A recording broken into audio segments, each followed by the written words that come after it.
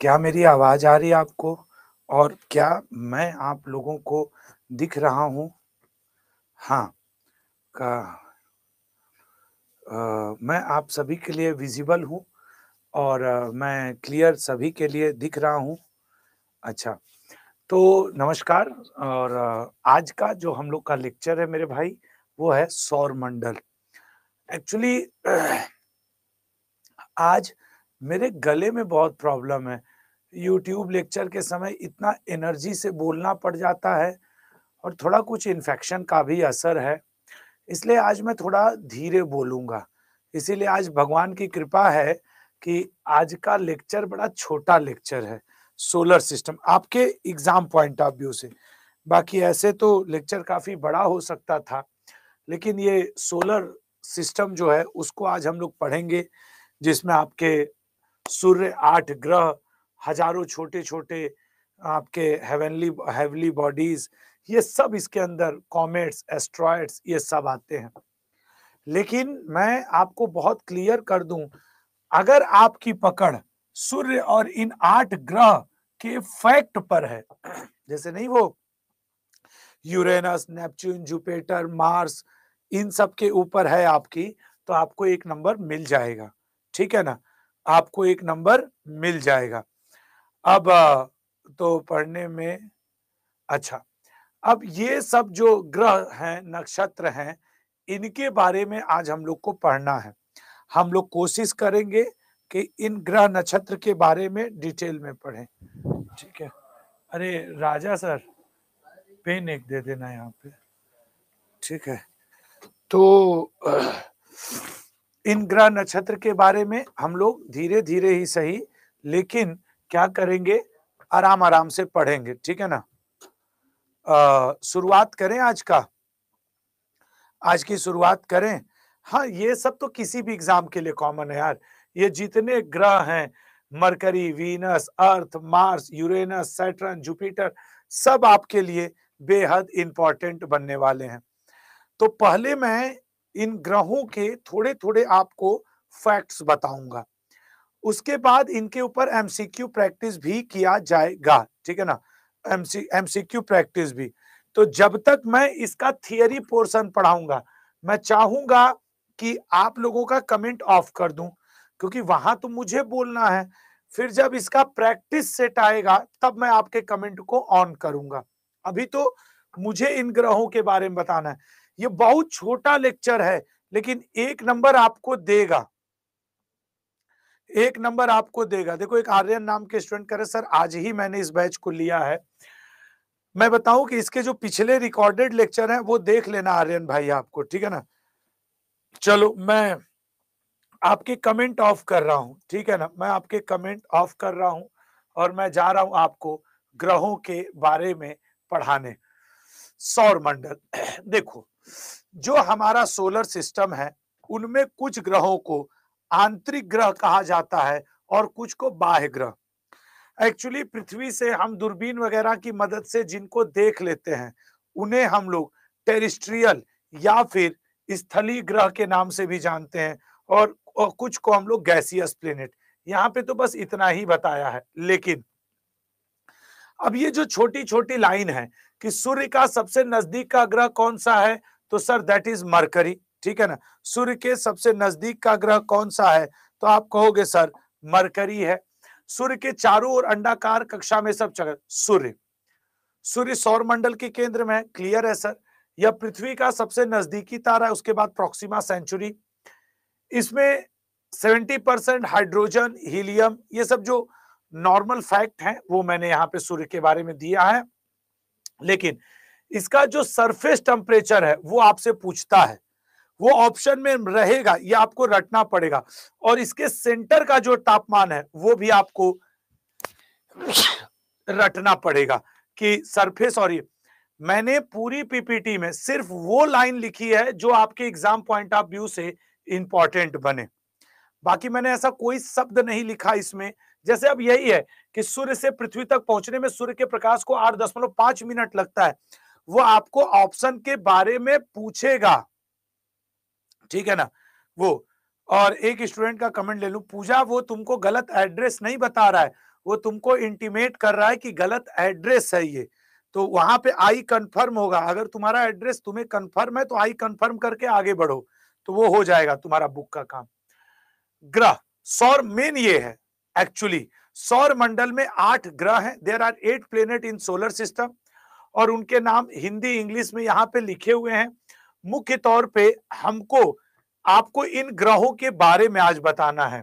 आज का लेक्चर थोड़ा छोटा ही है। ग्रहों का वर्गीकरण, ग्रहों को 2 समूह में बांटा गया है, ठीक है ना। अब 2 समूह में कौन से, स्थलीय ग्रह या चट्टानी ग्रह या जोवियन ग्रह। आप इन्हें टेरेस्ट्रियल प्लेनेट या रॉकी प्लेनेट या जोवियन प्लेनेट में बांट दो, या गैसियस प्लेनेट में। जैसे दिग्गज ग्रह को गैसी ग्रह कहते हैं। ये सूर्य के सबसे निकट कौन कौन है? 4 ग्रह, बुध, शुक्र, पृथ्वी और मंगल। उन्हीं को आप मरकरी, वीनस, अर्थ और मार्स कहते हो। मुझे ये भी पता है आपका अभी इसमें मन नहीं लग रहा है, क्योंकि मैं ऐसा कुछ बोल ही नहीं रहा हूं। मैं तो यहाँ पे बस, मैं यहाँ समझा भी नहीं रहा हूं, मैं यहाँ बस ये कह रहा हूं कि ये तुम्हें याद करना है। अगर मैं समझा रहा होता ना, तो इसमें समझाने जैसा है नहीं कुछ। समझाने जैसा होता तो मैं समझाता, जिसमें है मैं वहां समझाऊंगा। तो कुछ स्टूडेंट मन ही मन सोच रहे होंगे क्या पढ़ा रहे हैं यार, मैं अभी पढ़ा ही नहीं रहा था, मैं तो ये बोल रहा था कि ये लाइन इंपॉर्टेंट है। अब मैं बोलना शुरू करूंगा, ठीक है ना। तो चलो शुरुआत करते हैं आपके सबसे पहले इन ग्रहों से, और देखते हैं कि इन ग्रहों में क्या वो इंपॉर्टेंट है जो आपको आएगा। अब मैं यहां पढ़ाऊंगा। देखो सबसे ज्यादा इंपॉर्टेंट पॉइंट, बुध या मरकरी। इस ग्रह पे आपके मैग्नेटिक फील्ड, इंग्लिश में मैग्नेटिक फील्ड, हिंदी में चुंबकीय क्षेत्र मौजूद है। ये सबसे इंपॉर्टेंट बात है, और ये कई बार पूछता है कि वह कौन सा ग्रह है जिसके ऊपर, या स्पेसिफिक क्वालिटी है जिसमें वो क्या कहते हैं, चुंबकीय क्षेत्र मौजूद है मरकरी पे। ये ठीक है कि सूर्य के सबसे निकट और सबसे छोटा ग्रह है और अत्यंत ग्रह गर्म है। एक बार आपके एसएससी रेलवे दोनों ने पूछा है कि सबसे ज्यादा दिन और रात के बीच में टेम्परेचर का डिफरेंस किस ग्रह पर होता है। तो आपको बता दें, इस मरकरी पे जब दिन होता है और इस मरकरी ग्रह पे जब रात होता है, तो टेम्परेचर डिफरेंस बहुत ज्यादा होता है। कितना होता है? दिन में यहां पे 427 डिग्री सेंटीग्रेड तापमान रहता है। इसीलिए तो लिखा गया यह अत्यंत गर्म ग्रह है। 427 डिग्री सेंटीग्रेड दिन में सबसे गर्म। और जब इसी मरकरी पे, बुध पे रात होता है, तब टेम्परेचर चला जाता है 173 डिग्री सेंटीग्रेड, वो भी माइनस। तो आपके पेपर में आता है कि दिन और रात के बीच में किस ग्रह में सबसे बड़ा टेम्परेचर डिफरेंस है, तो आप देख सकते हैं, ठीक है ना। इसका कोई उपग्रह नहीं होता, देयर इज नो सैटेलाइट। उपग्रह इसका कोई भी नहीं है, उपग्रह नहीं होता इसका, कोई सैटेलाइट इसका नहीं है। साथ ही साथ ये जो मरकरी है, ये सबसे छोटा ग्रह तो है ही है, सबसे हल्का, सबसे लाइट वेटेड ग्रह भी मरकरी है। ये 7 पॉइंट आपसे एग्जाम में मरकरी से पूछ सकता है कि सूर्य के सबसे निकट कौन है, सबसे छोटा ग्रह कौन सा है, सबसे हल्का ग्रह कौन सा है, किस ग्रह का सबसे स्पेसिफिक क्वालिटी होता है, मैग्नेटिक फील्ड का प्रेजेंट होना दिन और रात में। तो ये 6 पॉइंट इससे आपको याद रखने होंगे, ठीक है ना। अगला जो है मरकरी में ही, ठीक है ना, इसके चारों तरफ ओजोन जैसा एक आवरण, सुरक्षात्मक आवरण नहीं है जो हमें हानिकारक विकिरणों से बचाता है। इस वजह से हम लोग बुध पे तो रहना सोचते भी नहीं है। ये सूर्य के चारों ओर 88 डेज में अपना चक्कर पूरा करता है। लेकिन मैं आपको बताऊं कि अच्छा 88 डेज में ये अपना अक्ष पर, एक लड़का है वो मरकरी कितने घंटे होता है, ये कौन कॉल कर रहा है, एक सेकंड, ये धीरज का फोन जरूरी है। हाँ धीरज बोलो, धीरज कुछ इमरजेंसी। हेलो धीरज, ओके समझ गए क्या है, समझ गया, ये हो गया। अगले पॉइंट पे आएंगे। बुध, बुध के पास अपना कोई ग्रह नहीं, बुध पर वायुमंडल, एटमॉस्फेयर का अभाव है, ठीक है ना। तो ये सारे पॉइंट। मरकरी के बाद अगला इंपॉर्टेंट है वीनस। अगर हम लोग शुक्र की बात करें तो इसे हम लोग, जैसे नहीं हम लोग बचपन से पढ़ते आ रहे हैं, मतलब 7वीं 8वीं से, कि इसे मॉर्निंग स्टार, इवनिंग स्टार कहा जाता है, सांझ का तारा या भोर का तारा। क्यों कहते हैं सांझ का तारा? शाम में ये पश्चिम से दिखता है, शाम साइड में जब तुम पृथ्वी से इसको देखोगे तो ये पश्चिम में दिखता है, ठीक है ना, पश्चिम में दिखता है, इस वजह से इसे सांझ का तारा कहते हैं। और जब तुम इसे सुबह में इसी ग्रह को तुम देखोगे तो ये ग्रह तुम्हें सुबह में, ये शाम में पश्चिम में दिखेगा पृथ्वी से, और जब तुम पृथ्वी की सतह से इसे सुबह में देखोगे तो ये पूर्व में दिखेगा। पश्चिम की इंग्लिश वेस्ट, पूर्व की इंग्लिश ईस्ट, पूर्व में दिखता है, ठीक है ना, पूर्व में दिखता है। ये वजह है कि हम इसको सांझ का तारा और भोर का तारा या फिर इवनिंग स्टार, मॉर्निंग स्टार कहते हैं। हम लोग रटे होते हैं कि सर इसको ना सांझ का तारा या भोर का तारा कहते हैं, मतलब evening star, early morning star. क्यों कहते हैं? उसका कारण ये है कि शाम को ये हमें पृथ्वी सतह से देखोगे दूरबीन वगैरह के माध्यम से, ऑफ कोर्स ऐसे आंख खोल के देखोगे तो नहीं दिखेगा, तो पश्चिम में दिखता है, ठीक है ना। और जब सुबह में देखते हैं तो ये पूर्व में दिखता है, इसीलिए। अच्छा, उसके अलावा ये ना एकदम पृथ्वी के जैसा है, that's why it is known as the twins planet of the earth. पृथ्वी का जुड़वा ग्रह या फिर सिस्टर प्लेनेट भी इसे कहते हैं, पृथ्वी का बहन। हूबहू दिखने में ये पृथ्वी के जैसा है, अर्थ के जैसा है। ये इसकी एक खासियत है कि इसका जो रिवोल्यूशन है, एक शुक्र का, एक अरुण का, एक इस ग्रह का, शुक्र ग्रह का मतलब इसका, और एक अरुण यूरेनस का, ये दो ग्रह मात्र ऐसे हैं जो किधर घूमते हैं, क्लॉकवाइज, मतलब कि या दक्षिणावत, पूर्व से पश्चिम की ओर घूमते हैं। ये दोनों क्लॉकवाइज मतलब पूर्व से पश्चिम की ओर चलते हैं, पूर्व से पश्चिम। जितने भी तुम प्लेनेट पढ़ोगे उनमें मात्र वीनस और यूरेनस, शुक्र और अरुण, यही दो ऐसे हैं जो पूर्व से पश्चिम या फिर क्लॉकवाइज चलते हैं। बाकी सारे ग्रह जो हैं वो एंटी क्लॉकवाइज चलते हैं। इसी को हिंदी में और आप क्या कह सकते हो, दक्षिणावर्त, ठीक है ना। सबसे ज्यादा दिन और रात यहीं पे, मतलब सबसे लंबा दिन और रात यहीं पे होता है, 255 दिन इसका रिवोल्यूशन है, ठीक है ना। ये इसका क्या है, रिवोल्यूशन का टाइम पीरियड है, रिवोल्यूशन। और रोटेशन का टाइम पीरियड कितना है, 243 डेज, ठीक है। नेक्स्ट पॉइंट पाएंगे शुक्र के बारे में। शुक्र ग्रह घने बादलों से घिरा है, इसलिए इसे घूंघट वाला ग्रह भी कहते हैं। दिल से बता दो, इनमें से कितने लोग ऐसे हो जिनको ये पता था कि किस ग्रह को घूंघट वाला ग्रह, विल मीन्स मतलब Venus is surrounded by a thick cloud cover, hence also known as the veiled planet, धुंधला, ठीक है ना, धुंधला ग्रह भी इसको कहते हैं। यहाँ जैसे कोई लड़की, औरत है, महिला है, ऐसे घूंघट ले लें तो उनकी साड़ी हल्के हल्का उनका चेहरा दिखेगा, या विविल या धुंधला दिखेगा। तो यही वजह है कि चारों तरफ ये बादलों से घिरा है, तो ये ना हल्का धुंधला दिखता है, फॉग के कारण, क्लाउड के कारण। तो इसे घूंघट वाला ग्रह या फिर धुंधला ग्रह या फिर अस्पष्ट ग्रह की भी संज्ञा दी गई है वीनस को। तो ये तो हम लोग देख लिए कि इसे शुक्र का तारा, यह सबसे गर्म ग्रह भी है, ठीक है ना। जितने ग्रह हैं उनमें ये सबसे गर्म ग्रह भी माना जाता है इसको आपके, ठीक है ना, इसको सबसे गर्म ग्रह भी माना जाता है। आओ चलो देखते हैं अगला पॉइंट क्या है। नेक्स्ट कौन सा आता है, पृथ्वी।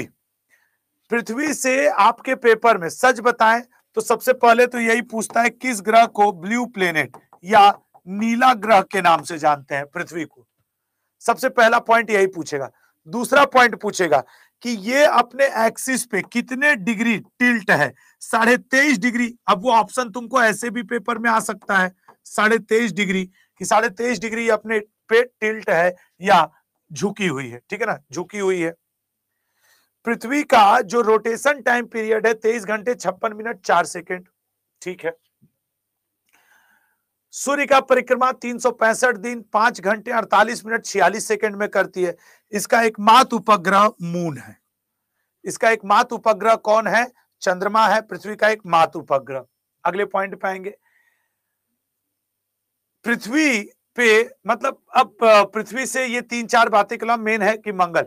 देखो मेरे वरदान बैच का एक टारगेट है कि हर उस ग्रह का वो की पॉइंट आपको बताना है। बीच में आपको महसूस हो सकता है कि सर इसमें इतना ही। वरदान बैच का प्योर मतलब है कि जो एग्जाम ओरिएंटेड फैक्ट्स हों वो बताइए। बाकी कहानी के लिए 100 किताब पढ़ी है। अगर इसी को करना हो तो फाउंडेशन बैच होता है, ये वरदान है इसलिए इसमें। और इसकी एक भी लाइन मत छोड़ना। सबसे पहले तो ये पूछेगा रेड प्लेनेट किसे कहते हैं। दूसरा पूछेगा किसकी उपस्थिति के कारण, sir iron oxide. Iron oxide की उपस्थिति के कारण इस ग्रह को हम लोग रेड प्लेनेट कहते हैं, आयरन ऑक्साइड की उपस्थिति के कारण। फोबोस और डिमोस इसके उपग्रह का नाम है। और उसमें भी आपको बता दें कि ये जो डिमोस है, ये पूरे सोलर सिस्टम का सबसे छोटा सैटेलाइट है, सबसे छोटा उपग्रह है। सब ये बात कई बार पूछता है कि सबसे छोटा उपग्रह कौन है। उसके अलावा इसी ग्रह के ऊपर एक ज्वालामुखी है और एक क्या कहते हैं पर्वत है, वो खूब पूछता है। एक का नाम है ओलंपस मोन्स या ओलंपस मेसी और एक का नाम है निक्स ओलंपिया। इसमें शायद लिखा हो तो लिखा हो, नहीं तो मैं खुद ही बता दूंगा, ठीक है ना। सूर्य के चारों ओर परिक्रमा अक्ष पर, ये तो मान लो फैक्ट्स है, ठीक है ना। ये वाला फैक्ट ज्यादा याद रखना कि आयरन ऑक्साइड के कारण इसका ग्रह का रंग लाल होता है। मंगल ग्रह, बाहरी ग्रह या जोवियन ग्रह, ये ग्रह सूर्य से बहुत दूर होते हैं, ये मंगल ग्रह जोवियन ग्रह भी कहा जाता है। उसके अलावा आपको बताएं मंगल ग्रह अपने एक्सिस पर 25 डिग्री झुका रहता है के कारण मंगल पर पृथ्वी में ही लगभग समान अवधि के दिन और रात होते हैं। यही वजह है कि हम लोग मंगल ग्रह पे रहने की सोचते हैं, कोशिश कर रहे हैं कि मंगल ग्रह पे जीवन संभव हो तो रहना शुरू करें। फोबोस और डिमोस के बारे में यहां पे दिया हुआ है, ठीक है ना। ये पॉइंट देखो, सौर मंडल का सबसे बड़ा ज्वालामुखी ओलंपम मोन्स या ओलिपस मेसी भी ये लिखा हुआ मिलेगा, ओलिपस मेसी। और सबसे ऊंचा पर्वत निक्स ओलंपिया, दोनों पाए जाते हैं मंगल के ऊपर, दोनों पाए जाते हैं मंगल के ऊपर। और ये आपसे पूछता है ये दोनों नाम, इसको कई जगह ओलिपस मेसी भी लिखा हुआ मिलता है कि सौर मंडल का सबसे बड़ा ज्वालामुखी किस ग्रह पर है, तो मंगल पे है। सबसे ऊंचा पर्वत निक्स ओलंपिया हिमालय से कई गुना बड़ा है, ठीक है ना, हिमालय से। चलेगा नेक्स्ट क्वेश्चन आपके। इसी पे मंगल ग्रह पे जीवन की संभावना को तलाशने के लिए आपको याद हो 5 नवंबर 2013 को इसरो ने मार्स ऑर्बिट मिशन भेजा था। इसके ऊपर 5 नवंबर 2013 को इसके ऊपर मार्स ऑर्बिट मिशन मॉम शुरू किया गया था। मार्स ऑर्बिट मिशन मॉम किसके लिए शुरू किया गया है, तो मार्स के लिए। 5 नवंबर 2013 को मंगल पे जीवन है कि नहीं इसके लिए ये मिशन चला था, मिशन मार्स ऑर्बिट मिशन। अगले पॉइंट पे आएंगे, जीवन की संभावना के लिए मॉम्स, ठीक है ना। निक्स ओलंपिया पर्वत माउंट एवरेस्ट से भी 3 गुना ऊंचा और हिमालय से भी कई गुना बड़ा है। खैर, बृहस्पति या फिर अब हम लोग बात करेंगे जुपिटर की, ठीक है ना। बृहस्पति या फिर बात करेंगे जुपिटर की, वहां पे रख दो, ठीक है। बृहस्पति को हम लोग मिनी सोलर सिस्टम भी कहते हैं, लघु सौर तंत्र भी इसको कहते हैं। बहुत कम लोग इसको जानते हैं, लघु सौर ठीक है ना, लघु सौर तंत्र। ये एमटीएस में पूछा था। या मिनी सोलर सिस्टम किसे कहते हैं, किस ग्रह को मिनी सोलर सिस्टम कहा जाता है, तो मिनी सोलर सिस्टम या जुपिटर इसी को कहा जाता है। इसकी खोज गैलीलियो ने की थी। जुपिटर ग्रह की खोज किसने की थी, तो गैलीलियो नाम के साइंटिस्ट ने की थी। गैलीलियो नाम के साइंटिस्ट ने जुपिटर की खोज की थी और मास्टर ऑफ गॉड्स या तारा सदृश। और जब गैलीलियो ने इसकी खोज की तब इसका गैलीलियो ने नाम रखा था मास्टर्स ऑफ गॉड। ये इसको गैलीलियो ने कहा था, मास्टर बस होगा, ठीक है ना, मास्टर ऑफ गॉड। ये गैलीलियो ने इसको खोज करते समय कहा था। इसी को हिंदी में क्या कहेंगे सर, तारा सदृश, ठीक है ना, तारा सदृश। मुझे पूर्ण विश्वास है ये भले पूछा एमटीएस ने था, लेकिन सीजीएल वालों को भी नहीं पता होगा कि किस ग्रह को मिनी सोलर सिस्टम कहते हैं। गैलीलियो ने जब इसकी खोज की तो इसका नाम क्या रखा था? होता क्या है, हम लोगों को लगता है मंगल, बृहस्पति, जुपिटर, ये सब तो पढ़ के जाएंगे, हो जाएगा, और हर बार सोलर सिस्टम से एक प्रश्न रखता है और वो नहीं आता। अच्छा, बृहस्पति एकमात्र ऐसा ग्रह है जो तारा एवं ग्रह दोनों के गुण इसके पास हैं। इसके पास स्टार का भी है और इसके पास प्लेनेट, तारा, ग्रह दोनों के गुण इसके पास है। सबसे भारी ग्रह है, सबसे भारी ग्रहों में से एक है। और इसका जो उपग्रह है गायनामिड, लगभग हर ग्रह का एक उपग्रह है, एक दो को छोड़ दो तो सैटेलाइट है। इसके सैटेलाइट का नाम है गायनामिड। ये जो गैनीमिड या कई जगह गायनामिड भी लिखा रहेगा, गायनामिड, ये सबसे भारी, सबसे बड़ा उपग्रह है। जैसे मंगल का मैंने आपको बताया था डिमोस सबसे छोटा उपग्रह है, उसी तरीके से बृहस्पति का गायनामिड सबसे बड़ा उपग्रह है। याद रखना, इस बृहस्पति ग्रह के, जैसे कि आप अभी हमने आपसे बात किया कि सर मार्स ग्रह के अध्ययन के लिए इसरो ने मार्स ऑर्बिट मिशन मॉम शुरू किया था, मिशन मॉम। इस बृहस्पति ग्रह के अध्ययन के लिए आपके नासा ने प्रोग्राम शुरू किया हुआ है जिसका नाम है जूनो मिशन। ये आपके एसएससी का क्वेश्चन रहा है, जूनो मिशन का संबंध किस ग्रह से है? तो नासा जो आपके अमेरिका की अंतरिक्ष एजेंसी है, जिसके हेड इस समय बिल नेल्सन है, इस नासा ने जो अमेरिका की है बृहस्पति ग्रह के अध्ययन के लिए जूनो मिशन शुरू किया हुआ है, ठीक है ना। ये ग्रह को हम लोग पीला ग्रह भी कहते हैं, ठीक है ना, पीला ग्रह या फिर येलो प्लेनेट के नाम से भी हम लोग इसे जानते हैं।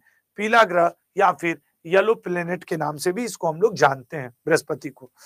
बृहस्पति में ज्यादा तुमसे ये गायनामिड, जूना मिशन और यही सब पूछता रहता है, ठीक है ना। सर्वाधिक सक्रिय ज्वालामुखी वाला एक पिंड है लो, जिसे आयो भी कहा जाता है, यही इसका भी उपग्रह है। इसके एक उपग्रह का नाम है लो। लो, इस लो को कई बार जो ऐसे शॉर्टकट में आयो भी कहा जाता है, लो या फिर आयो। इसके एक उपग्रह का नाम है यूरोपा। यूरोपा, यूरोपा बृहस्पति के या जुपिटर के सैटेलाइट का नाम है, लो जुपिटर के सैटेलाइट का नाम है, गायनामिड जुपिटर। मैं विश्वास के साथ कहता हूं, मान लो तुम लोग 10 लोग पढ़ रहे हो ना, तो 9 लोग खाली गायनामिड जानते हैं या 8 लोग गायनामिड जानते हैं, और वो अपनी तरफ से कॉन्फिडेंट रहते हैं कि अरे आएगा तो एग्जाम में हम फाड़ के रख देंगे कि।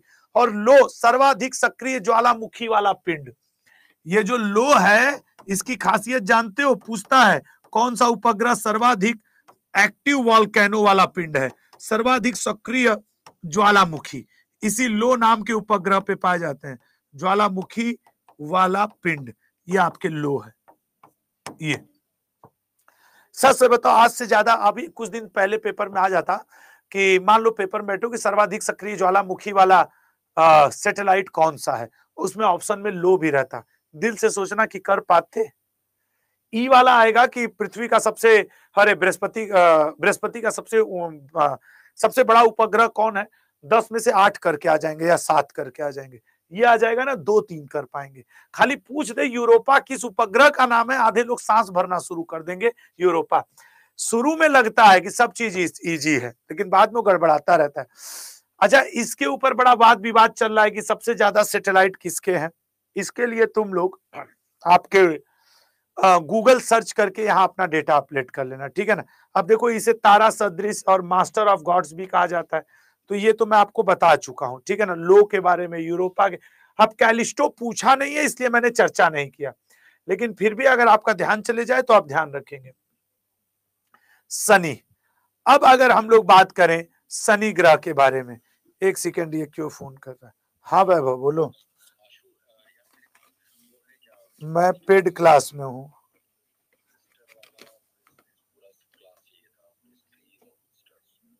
नहीं, ऐसा तो नहीं होगा, मैं निकल के बात करूं। आधे घंटे।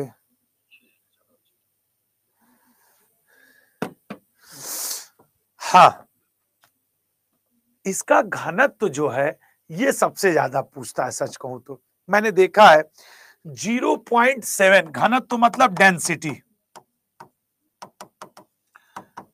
0.7 ग्राम प्रति घन सेंटीमीटर, ग्राम प्रति घन सेमी। जितने भी तुमने अभी तक ग्रह पढ़े हैं सबसे कम घनत्व इसी का है, और ये 0.7 ग्राम घन प्रति सेंटीमीटर, ग्राम घन प्रति सेमी, ये है इसका घनत्व। सबसे ज्यादा यही इस पॉइंट में पूछता है, ठीक है ना।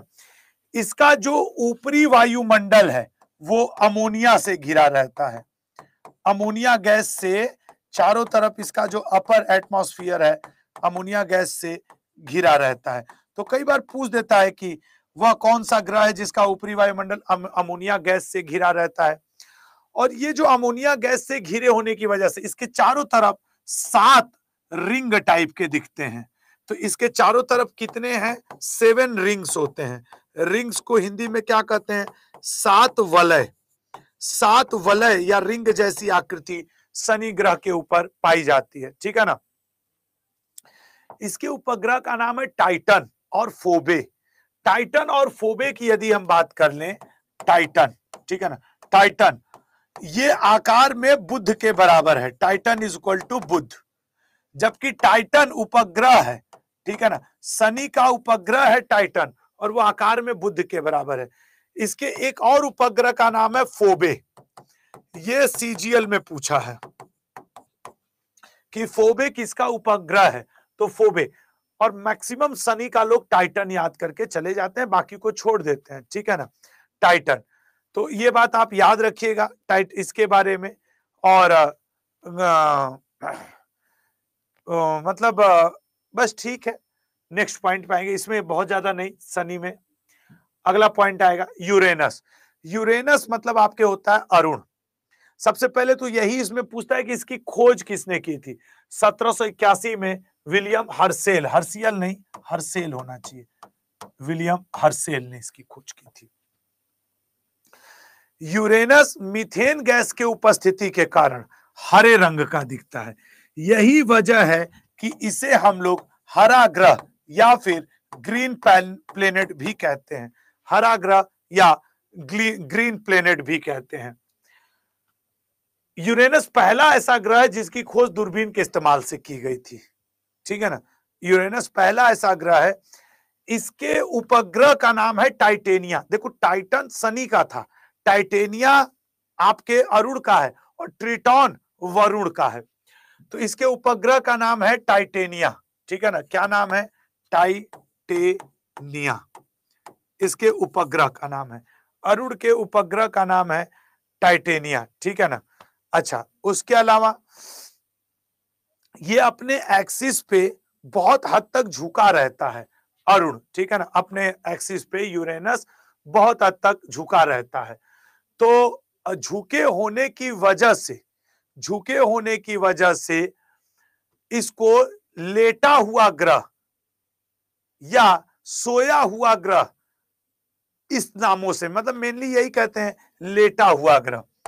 और इसी को मैंने शुक्र के रिस्पेक्ट में बताया था कि ये जो आपके ग्रह है ये लेटा हुआ ग्रह, ठीक है ना। लेटा हुआ ग्रह आप अरुण को ही कहते हो। फिर बात आती है, ये पूर्व से पश्चिम की ओर मूव करता है, दक्षिणावर्त। ये हमने शुक्र में भी बताया था और ये भी। इसके चारों ओर वलय पाए जाते हैं, रिंग आकार पाया जाता है, और उन रिंग की संख्या कितनी होती है? 9। जबकि शनि के चारों ओर जो रिंग्स की संख्या वो कितनी है? 7, ठीक है ना, 7। देखो सुस्मिता कह रही सर आप जितने पॉइंट्स बता रहे हो उतने नोट करूंगी, तो नोट करने की क्या जरूरत है? ये पीडीएफ तो तुमको मिल ही जाएगा ना। अभी मैं प्रैक्टिस करवाऊंगा, बस प्रैक्टिस कर लो। मैं ऑलरेडी बहुत लिमिटेड, एग्जाम ओरिएंटेड और टू द पॉइंट बता रहा हूं। नहीं, मैं इसमें बहुत कुछ बोल सकता हूं, लेकिन मुझे पता है कि आपसे मुझे कौन सी मेहनत कब किस लेक्चर में करवानी है। उनमें से एक ये है, ठीक है ना। अब ये इसके उपग्रह का नाम खूब पूछता है। इसके उपग्रह का नाम है ट्रिटॉन। अब देखो, टाइटन शनि का, टाइटेनिया अरुण का और ट्रिटॉन वरुण का, नेपच्यून, ठीक है ना, वरुण। इसकी खोज 1846 ईस्वी में हुई थी और करने वाले का नाम है जहान गाले, ठीक है ना। करने वाले का नाम है जहान गाले, ठीक है ना। तो जहान गाले ने इसकी खोज की है। नेक्स्ट पॉइंट पे आएंगे। याद रखना कि सूर्य से सबसे दूर यही है आपके अरुण या वरुण या नेपच्यून। सूर्य से सबसे दूर ये है नेपच्यून, ठीक है ना। तो ये आपको थोड़ा सा ध्यान रखना होगा। उसके बाद अगर मैं आपको कहूं, ये यहाँ पे वैसे इसका पॉइंट लिखा हुआ है, ठीक है ना, यहाँ पे लिखा हुआ है, जो जो मैंने बोला है वो सब लिखा हुआ है। फिर मैंने यहाँ पे थोड़े फैक्ट्स बौने ग्रह के बारे में क्या होते हैं। अब जैसे बौने ग्रह, सेरस कौन सा ग्रह है, प्लूटो, एरिस। इनका नाम बस याद रखना कि सेरस, प्लूटो और एरिस ये क्या है, ड्वार्फ प्लैनेट है, जो ग्रह की परिभाषा में इंटरनेशनल एस्ट्रोनॉमिकल यूनियन के नहीं आते हैं। तो तुम बस ये तीन नाम याद रखना, ये पेपर में पूछ देता है कि एरिस ग्रह है कि उपग्रह है कि ड्वार्फ प्लैनेट है, यहां से यही पॉइंट पूछता है। उसके अलावा प्लूटो की खोज किसने की थी, तो क्लाइड टॉम्बैग ने। एक बार रेलवे ने पूछा है, पहले ग्रह की श्रेणी में था फिर इसे हटा दिया गया। चंद्रमा, चंद्रमा पर वायुमंडल नहीं है, यह पृथ्वी का प्राकृतिक उपग्रह है, ठीक है ना। और चंद्रमा पे शांति सागर धूल का फील्ड भी पाया जाता है, शांति सागर नाम का। मैंने आपके लिए कुछ एटमॉस्फियर के पॉइंट भी दे दिए हैं यहाँ पे, ताकि आप उसको कम से कम पढ़ के जा सको। अब इसमें मैं सच बता रहा हूं, कुछ समझाने जैसा नहीं है, इसलिए मैंने वो इंपॉर्टेंट पॉइंट यहाँ पे लिख दिए हैं जो आप एक बार एग्जाम में पढ़ के जाना। अब रुको, मैं यहाँ पे समय बचा क्यों रहा हूं, सर आप पढ़ाइए ना, समय क्यों बचा रहे हैं। मैं समय इसलिए बचा रहा हूं कि मैं तुम्हें क्या दे सकूं, एक क्वेश्चन का प्रैक्टिस करवा सकूं। अब रुको, मैं मेन जो है उद्देश्य ना, थोड़ा थियरी पढ़ा के प्रैक्टिस करवाना मेरा मेन उद्देश्य है आपको, कि प्रैक्टिस। कुछ क्वेश्चन है जिन पे अब मैं प्रैक्टिस आपको करवाना चाहूंगा, इसीलिए मैं वो थियरी में इसीलिए दिया भी हूं कि थियरी में वो रहेगा तो आपके लिए थोड़ा सा बाद के लिए भी इजी हो जाएगा, ठीक है। थियरी में रहेगा तो बाद के लिए भी इजी हो जाएगा। बस एक सेकेंड रुक जाओ और हम लोग इसका बस पीपीटी एक बार पहुंच जाए तो हम लोग इसको पढ़ते हैं, ठीक है ना। बस एक सेकेंड, आ गया भाई, देखो ओपन कर दो ये वाली पीपीटी। हाँ कोई नहीं, मैं कर ले रहा हूं, बस एक मिनट मेरे भाई। मैंने वीडियो ऑफ किया हुआ है इसलिए आपको नहीं दिख रहा होगा, मैंने वीडियो ऑफ किया हुआ है इसलिए नहीं दिख रहा होगा। मैं क्वेश्चन पे चला जाऊं, नोट्स तो मैं एटमॉस्फेयर का आपको दे ही दूंगा, लेकिन क्वेश्चन की प्रैक्टिस ज्यादा जरूरी है। हाँ, यहाँ प्रैक्टिस, आपके कमेंट भी मैं ओपन कर दे रहा हूं ताकि आप इसका आंसर दे सके। और ये वो क्वेश्चन है, अगर इनको करने में सफल हुए तो एक क्वेश्चन तुम्हारे पेपर में रहेगा। आंसर करना आप शुरू करो, ठीक है। चलिए, सौर मंडल में सबसे बड़ा ग्रह कौन सा है बताओ, बृहस्पति, शनि, मंगल या आपके पृथ्वी। सर जाहिर सी बात है सबसे बड़ा ग्रह बृहस्पति है, और इसी का उपग्रह गायनामिड सबसे बड़ा उपग्रह है। अगला क्वेश्चन, किस ग्रह को लाल ग्रह कहा जाता है, आंसर करो अब। किस ग्रह को लाल ग्रह कहा जाता है, लाल ग्रह सर मंगल को कहा जाता है, आयरन ऑक्साइड की उपस्थिति के कारण। किस ग्रह के चारों ओर सबसे अधिक छल्ले हैं, मैंने एक के तरफ 7 एक पे 9 बताया था, तो 9 सब 7 वाला 7 बताया था ना, हाँ। सबसे अधिक छल्ले दिए गए ऑप्शन में इसी के पास है। हालांकि 9 छल्ले भी हैं लेकिन इंटरनेशनल एस्ट्रोनॉमिकल यूनियन उनको मानता नहीं है, मानता वो शनि वाले को, इसलिए हमें शनि टिक करना पड़ेगा, नहीं तो 9 वाले भी हैं। किस ग्रह का कोई चंद्रमा नहीं है, चंद्रमा से मतलब कोई सैटेलाइट नहीं है, तो कोई शुक्र का कोई उपग्रह नहीं है। पृथ्वी से सबसे नजदीक कौन सा ग्रह है, आंसर करो। पृथ्वी से सबसे नजदीक कौन सा ग्रह है, सबसे नजदीक है शुक्र। इसी को तो जुड़वा ग्रह, पृथ्वी की भगनी ग्रह, सिस्टर प्लेनेट, ये सब भी कहते हैं।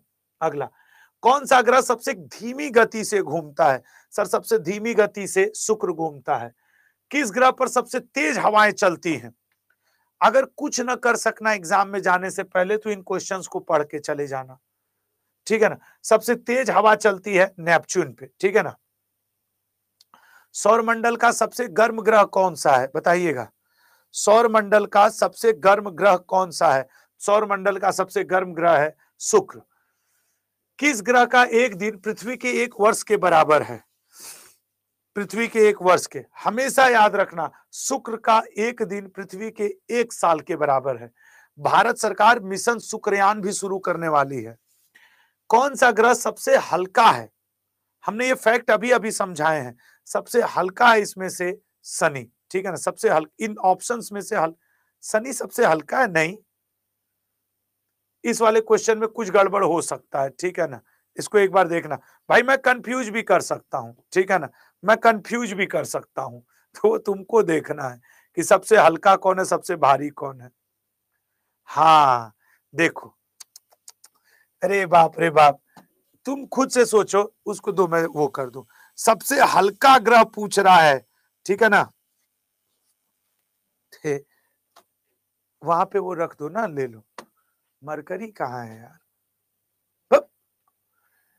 देखो, बुध है यार, मरकरी है। मरकरी ऑप्शन में नहीं दिया, क्वेश्चन में कुछ गड़बड़ है।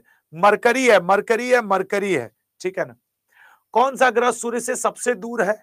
सबसे दूर, तो सबसे दूर आपके नेपच्यून, अभी अभी हम लोग पढ़े थे, उसका आंसर मरकरी है या बुध। कौन सा ग्रह पृथ्वी से सबसे बड़ा है?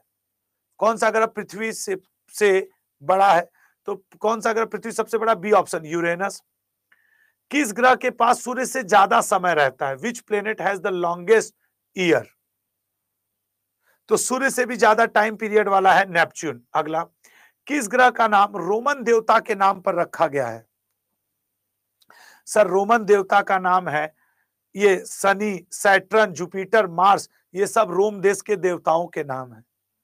और पहले खगोल शास्त्र में, एस्ट्रोनॉमी में वही आगे थे, अपने देवताओं के नाम पे रख दिए।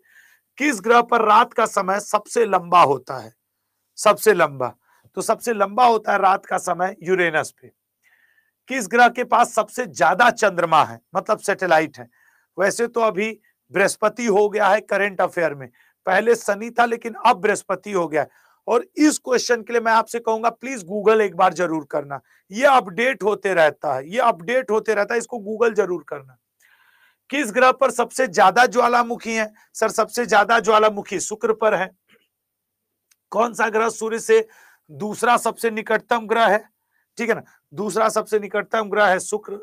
अगला, किस ग्रह पर सबसे अधिक दिन होता है? जैसे रात की अवधि लंबी होती है, उसी तरह दिन की अवधि सबसे ज्यादा शुक्र पर। अगला, किस ग्रह के वातावरण में मीथेन की मात्रा सबसे अधिक है? सबसे ज्यादा मीथेन पाया जाता है यूरेनस पे, ठीक है ना। ठीक है, 20 क्वेश्चन, इट्स ओके।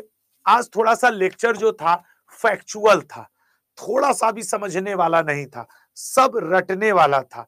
तो लाजमी है कि आपका मन आज कम लगा हो। समझ में आता है टीचर को कि किस दिन कितना मन लगा है।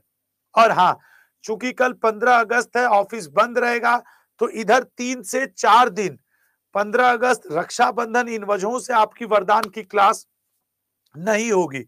जो मुझे उम्मीद है, वैसे मैं प्रीपोन, वैसे आपकी क्लास की शेड्यूल है 21 तारीख से, अगला लेक्चर 21 तारीख से है, लेकिन मैं देखूंगा तो मैं बीच में ही 17, 18, 19 को लेक्चर ले लूंगा, उसको मैं पहले करके ले लूंगा, ठीक है ना। और जो लोग मुझसे पूछ रहे हैं कि सर बुक कब तक आएगी, बुक मेरे भाई 20 तारीख के बाद आपके पास धीरे धीरे पहुंचना शुरू हो जाएगी। 16 तारीख को तो अभी अभी बुक किसी की भेजी ही नहीं गई है। 15 अगस्त तक सब छुट्टी है, 14 और 15 दिल्ली में सब बंद है। 16 अगस्त से बुक भेजी जाएंगी, तो किसी के पास 4 दिन में, किसी के पास 7 दिन में, किसी के पास 8 दिन में, किसी के पास 3 दिन में, depend upon distance from Delhi, इस पर डिपेंड करेगा, ठीक है ना। तो आज के लिए इतने पे ही रोकने देते हैं। आज का जो ग्रहों वाला लेक्चर था फैक्चुअल था, इसलिए आपका थोड़ा कम मन लगा होगा, उसके लिए भी मैं क्षमा प्रार्थी हूँ। अब क्या करूं, इंपॉर्टेंट था इसलिए ऐसे पढ़ाना पड़ा। जय हिंद, जय भारत।